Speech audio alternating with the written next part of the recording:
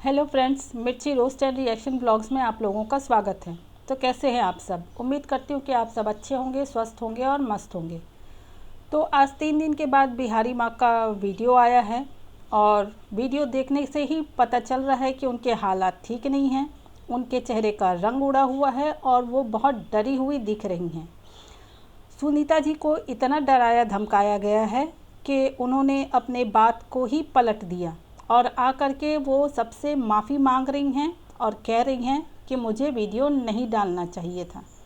आखिर ऐसा क्या हुआ था जो सुनीता जी अचानक से अपने बात से मुकर गईं और वो सब लोगों से माफ़ी मांग रही हैं? मुझे एक चीज़ बताइए सुनीता जी, अगर आपकी बच्ची के साथ दुखद घटना घटी थी और आपने अगर वीडियो बनाकर डाल दिया तो आपने कौन सी गलती कर दी? आप भी एक माँ हैं, तो किसी भी माँ के बच्चे के ऊपर अगर इस तरह का कोई बाधा या विपत्ति आता है तो उसके माँ का ऑलरेडी मानसिक संतुलन बिगड़ जाता है। और मानसिक संतुलन बिगड़ने के बाद इंसान ये नहीं सोच पाता कि मैं जो कर रही हूँ वो सही है या गलत है। किसी भी माँ को गुस्सा आएगा सुन करके, अगर उसकी बेटी के साथ इस तरह की कोई घटना घटित हो रही है। तो बिहारी माँ ने अगर वीडियो डाला तो कौन सी बड़ी गलती कर दी, लेकिन वो वीडियो डालने के बाद उनको इतना डराया धमकाया गया, उनसे इतने झगड़े और लड़ाई की गई कि उन्होंने हार मान करके लास्ट में वीडियो अपलोड करते हुए लोगों से माफ़ी मांग ली। सुनीता जी, आपकी मानसिक और पारिवारिक परिस्थिति क्या है उससे कोई भी अनभिज्ञ नहीं है। सबको पता है कि आपके घर में क्या स्थिति है, आपकी मानसिक दशा कैसी है।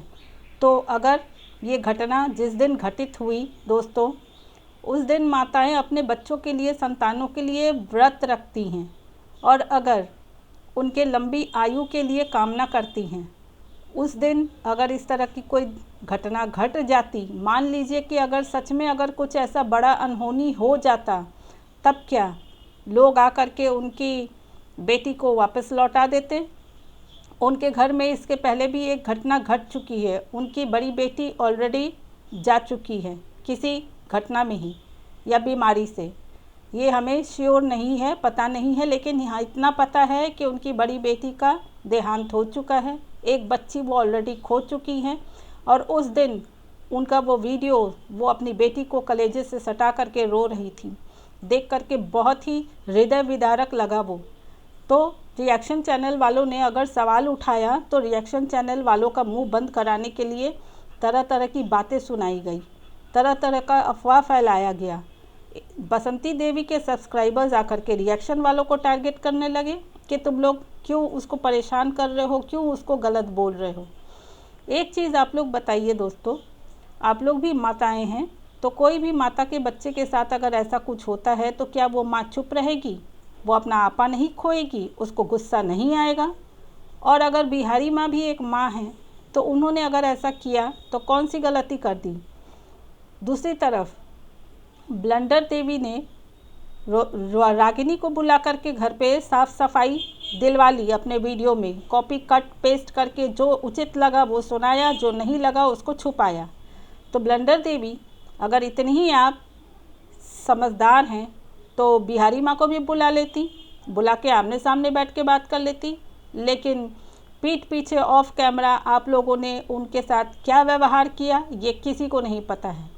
तो सुनीता जी, मैं आपसे यही कहूँगी, आपको डरने की ज़रूरत नहीं है। आप अपना पक्ष रखिए, वरना लोग आपको ही गलत ठहरा रहे हैं, लोग आपको ही गलत बोल रहे हैं। अगर ऐसा कुछ हुआ है, अगर सच में झगड़ा लड़ाई हुआ है और आपके पास अगर कोई प्रूफ है तो उस प्रूफ को सोशल मीडिया पे ला करके प्रस्तुत कीजिए, ताकि सच जो है वो सामने आ सके, दूध का दूध और पानी का पानी हो जाए। रही बात फ़ोन की, तो जिस सब्सक्राइबर ने, चाहे वो बसंती दीदी की सब्सक्राइबर हो चाहे बिहारी माँ की सब्सक्राइबर हो, उन्होंने अपने स्वेच्छा से वो फ़ोन भेजा था। बिहारी माँ तो नहीं गई थी उनसे मांगने कि आप मुझे फ़ोन दीजिए, उन्होंने खुद अपनी स्वेच्छा से वो फ़ोन उनको दिया था। लेकिन दोस्तों, इस बसंती दीदी की चालाकी देख लीजिए, उस फ़ोन में इन्होंने चैनल क्रिएट किया अपने नाम से और वो फ़ोन में आईडी प्रूफ भी अपना ही लगाया और उसके बाद फ़ोन पकड़ा दिया गया बिहारी माँ को, ताकि वो वीडियोस बनाती रहें, मेहनत करती रहें और सारा जो कुछ भी उसका फ़ायदा हो वो बसंती दीदी के खाते में जमा होता रहे। इतनी बड़ी चालाक और धूर्त महिला है ये। वो तो भला हो उस सब्सक्राइबर का जिसने फ़ोन करके बिहारी माँ को समझाया और बाद में इन्होंने जा कर के पूरा फ़ोन का सेटिंग चेंज कराया, सब कुछ ठीक कराया।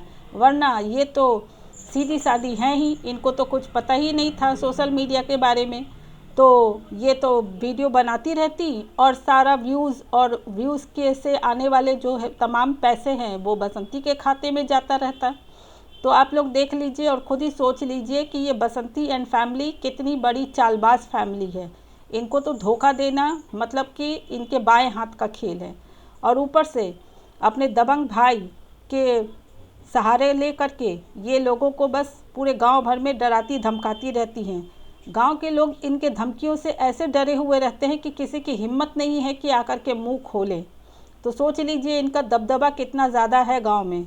और ये आकर के रिएक्शन चैनल वालों को टारगेट कर कर के बोलती है कि रिएक्शन चैनल वाले ऐसे बोलते हैं वैसे बोलते हैं।